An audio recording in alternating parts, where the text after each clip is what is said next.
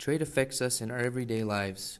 Whether it be buying a car or trading a banana for an apple, trade is implemented. Trade promotes wealth because we find a greater benefit in the item received from trade than in the item traded. After trade, each party is better off or wealthier than before trade. A real-life example would be Tom buying a car from Joe. The car costs $2,000 and Tom willingly trades his $2,000 for Joe's car. What is shown here? It is shown that Tom values the car more than he values his $2,000, and also that Joe values Tom's $2,000 more than he values his car. Through this trade, both people benefit. Trade can be applied anywhere from personal affairs to international markets. Many countries use the power of trade to gain wealth both as a nation and individually to its inhabitants. Trade isn't always so simple. Institutions control how, when, and where trade can occur.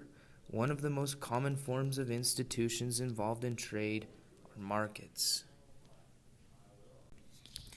An example that can be easily reproduced is the candy trading game. At the beginning of the game, everyone is given a random item. They cannot choose which item they receive, nor can they trade it, showing a closed market. They will grade their satisfaction from 1 to 10 based on the item received. They will then be divided into groups or markets, and they will be permitted to trade only amongst their group. This demonstrates an open market, as they are able to trade freely, but with the rule of only trading within the group. After this initial trade in an open market, they will again rate their satisfaction. After being in an open market, they will be released to trade with anyone, thus demonstrating a free market. After they have finished trading, they will again be asked to rate their overall satisfaction, and all three numbers will be graphed. Through trade, we have increased the overall satisfaction without increasing the input. Markets are the main factors that limit trading. Markets control how, when, and where you can trade. In a closed market, trade is highly restricted. Many goods can be produced, but with the lack of trade, wealth is limited to the value of the good. In an open market, parties are allowed to trade freely within a certain group or area.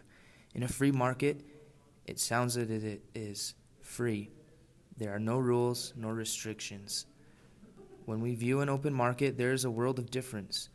They are able to produce roughly the same products as a closed market, but they are able to trade within their party and also with others. This greatly increases their possibility of wealth, and there are many more opportunities to benefit from trade.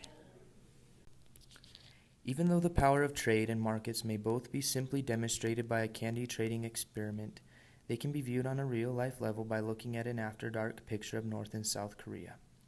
North Korea, having a closed market, greatly affects their possibilities to outside wealth, as seen from this picture, whereas South Korea, having an open and in some cases a free market, permits them to experience greater wealth, as shown by the light and productivity. Hey, I'm Isaac Herman. In this video I helped with the script. I also helped a little bit with the candy trading game, and I did the voice recordings in the video. I'm Brad Robinson. I also participated in the candy trading game. I did all the videography and video editing and also the drawing. And then we both dominated and put the video together.